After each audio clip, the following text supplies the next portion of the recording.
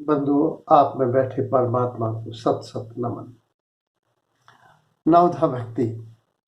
प्रथम भगति संतन कर संगा। प्रथम शब्द का उपयोग जो महाकवि ने किया है वह बहुत ही सोच समझकर वैज्ञानिकता में किया है, क्योंकि प्रथम कदम बहुत महत्वपूर्ण है। प्रथम हम विवेक से, बुद्धि से उठाया हुआ कदम बहुत प्रगति की ओर ले जाता है, और प्रथम कदम यदि हम मूर्छा में उठाते हैं तो बहुत पतन की ओर चलते हैं। प्रथम कदम ही महत्वपूर्ण है, क्योंकि प्रथम कदम अगर हमने मंदिर की ओर उठाया है तो हम मंदिर पहुंचेंगे, और यदि मंदिरालय की ओर उठाया है तो हम मंदिरालय पहुंचेंगे। पहला कदम दूसरे कदम को बल देता है, पहला कार्य दूसरे कार्य को बल देता है। जैसे मोबाइल में यदि हम एक चीज कोई खोले तो उससे संबंधित 10 चीजें खुल जाती हैं, तो पहली चीज ही खोलना महत्वपूर्ण है। अगर कोई व्यक्ति एक पैग पीता है तो दूसरे पैग के लिए आमंत्रण वो पैग ही देने लगता है। इसीलिए अंग्रेजी में कहावत है कि starting force is greater than running force. जो चलती हुई चीज है उसमें कम ताकत लगानी पड़ती है, तो शुरुआत करना ही कदाचित सबसे दुस्साध्य काम है। इसलिए कवि ने सबसे प्रथम भगति हमको सबसे सरल चीज दी है। प्रथम जो सरल है, सुबोध है और सहज है। अब प्रथम भगति संतन कर संगा। भक्ति का तो बहुत विस्तार से वर्णन विगत वीडियो में किया जा चुका है। संत कौन है? संत वो जहां सत्य प्रतिष्ठित हुआ, संत वो जहां संत सत्य ने मूर्तिमान रूप लिया, सत्य में जो प्रतिष्ठित हो गया। संत वो जो बहुत सरल हो गया, अंदर बाहर एक हो गया।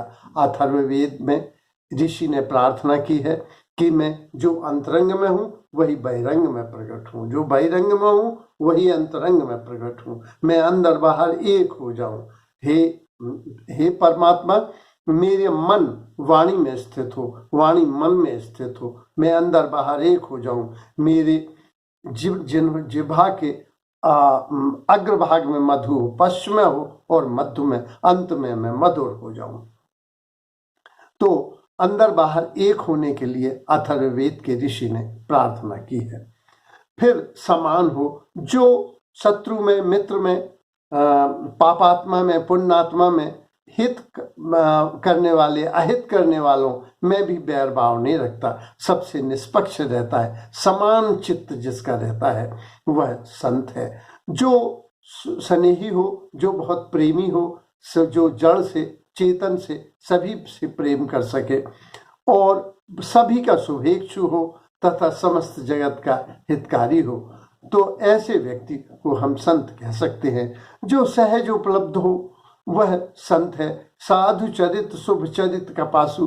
साधु का चरित्र रामचरितमानस में बताया गया है कि वो जो दूसरे के दोषों को ढक लेता है, जो दूसरे के दोषों को छिपा लेता है, जो दूसरे के दोषों को माफ कर देता है, वह संत है। वो आगे आया है, बटु विश्वास अचल निज धर्म। जो अपने धर्म में, अपने स्वभाव में, अपनी प्रकृति में, अपने कर्तव्य में स्थिर है, जो निज धर्म में अटल है, अचल है, ऐसा व्यक्ति संत है। संत जो अपने स्वभाव में स्थित हो गया। साधु और संत। साधु जो सज्जन है, साधु जो सरल है। जो आजकल के जमाने में हमने देखा ऐसे लोग जो जटाधारी हो गए हैं, जो बड़ी दाढ़ी मूछें रख रहे हैं, जो कांटों पर लेटे हो, ये हठ योगी हैं, ये संत नहीं है। संत तो सहज होता है। और जो मुनि है वो जो मनन करता है वो मुनि है। जो महावीर ने अपने पुस्तक में लिखा था कि असुप्ता मुनि, जो जागरूक है, जो सोया हुआ नहीं है, जो मूर्छा में नहीं है, जो जागरूक है, जो सचेत है, जो सावधान है, वह मुनि है। ऋषि जो उच्च स्तर के कवि हैं, जो उसको गाते हैं, जो ऋचाएं लिखते हैं, उनको ऋषि कहा जाता है। और तीर्थंकर जिन्होंने अपने को इतना परिशुद्ध कर लिया कि वे परमात्मा तुल्य हो गए, ऐसे तीर्थंकर हैं। मेरी दृष्टि में मैंने कथा सुनी है कि एक सज्जन तीर्थ यात्रा से लौटे थे, सारा गांव उनके उधर हो आया था, तो उनकी पत्नी ने कहा कि वैसे तो आवारा बने पूरे गांव में डोले डोले फिरते हो, लेकिन फला आदमी तीर्थ कर आया है तो तुम नहीं गए। तो वो सज्जन बोले, पतिदेव बोले कि मैं स्वयं तीर्थ बनना चाहते हूँ। तो वो बोली, मैं समझी नहीं। बोले, जिससे मिलके व्यक्ति प्रमुदित हो, प्रफुल्लित हो, पवित्र हो, प्रतिभावान हो, प्रज्ञावान हो, जिससे व्यक्ति को उच्च सोपानों पर गति करने की यात्रा मिले, वह संत है। ऐसा व्यक्ति संत कहा जाता है। फिर है सत्संगा। सत्संग का क्या प्रभाव होता है? अगर हम देखें तो मंदिर जाते हैं तो मंदिर के उत्सव से हम प्रभावित हो जाते हैं। अगर हम अस्पताल जाते हैं तो वहाँ उदास और खिन्न हो जाते हैं। अगर हम मरघट जाते हैं तो एक नीरवता,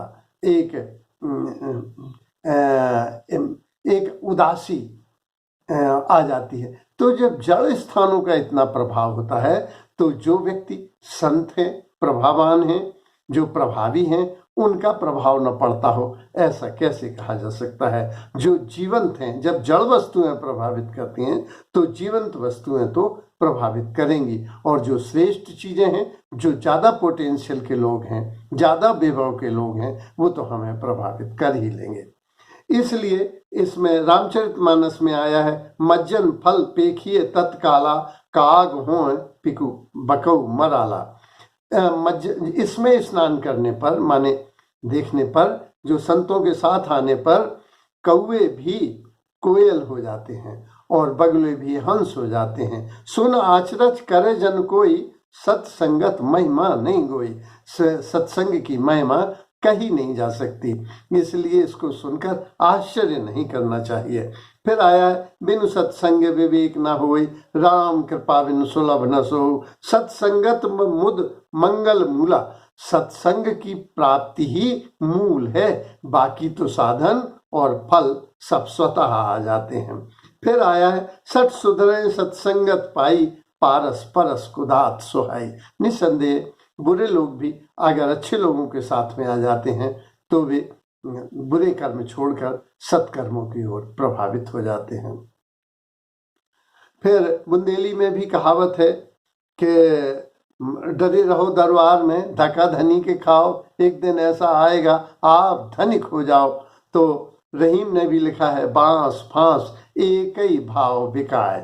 तो दूध के साथ अगर पानी मिलता है तो पानी और दूध एक ही भाव बिकता है, इसलिए संग साथ का बड़ा प्रभाव पड़ता है।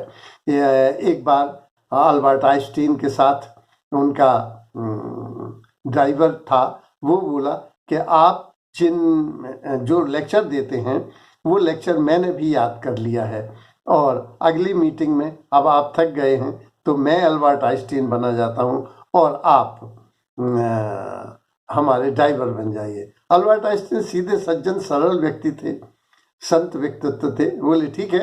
तो वो गया, उन्होंने बताया कि ये भाषण देंगे। मैं ड्राइवर ने बताया कि मैं आपका भाषण याद कर चुका हूँ, मुझे भी आपका सापेक्षता सिद्धांत याद हो गया है। उसने जाके पूरा लेक्चर दिया और बढ़िया लेक्चर दिया। अल्बर्ट आइंस्टीन भी देख के बड़े प्रमुदित थे, प्रफुल्लित थे कि ड्राइवर ने भी क्या बढ़िया लेक्चर दिया है, ये भी, इसको भी बात समझ में आ गई मेरी। तब तक एक फिजिक्स के प्रोफेसर खड़े हुए, उन्होंने कहा, ये बताइए सापेक्षता की डिफाइन कैसे करेंगे, परिभाषित कैसे? अरे वो ड्राइवर बोला कि इतनी सरल बात आप नहीं समझ पाए, वो तो मेरे ड्राइवर से पूछ लिए। अल्बर्ट आइंस्टीन मुस्कुराए। तो संग साथ का प्रभाव वास्तव में काग हो, कौवे भी कोयल हो जाते हैं। धन्यवाद।